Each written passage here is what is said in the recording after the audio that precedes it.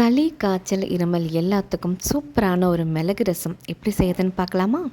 இப்போ அதுக்காக ஒரு மிக்ஸி ஜாரில் 2 டேபிள் ஸ்பூன் மிளகு, 2 டேபிள் ஸ்பூன் மல்லி, கூடவே இந்த ஜீரகப்பொடி வந்து 1 டேபிள் ஸ்பூன் சேர்த்துக்கலாம். ஒரு 10-15 பல்லு பூண்டு, கொஞ்சமாக கருவேப்பிலை, ஒரு வரமிளகு சேர்த்துட்டு நல்லா வந்து க்ரஷ் பண்ணிட்டு வந்துடலாம். இப்போது கொரகொரப்பாக பொடிச்சு எடுத்துட்டோம். இப்போது ஒரு எலஞ்சிப்பழம் சைஸில் புளி வந்து கொஞ்சமாக தண்ணி ஊற்றிட்டு நல்லா வந்து கரைச்சி எடுத்துக்கலாம். இப்போ அது கூட ஒரு 3 தக்காளி பொடியாக நறுக்கிட்டு கொஞ்சமாக மல்லித்தலை, கருவேப்பிலை சேர்த்துட்டு நல்லா வந்து கசக்கி எடுத்துடலாம்.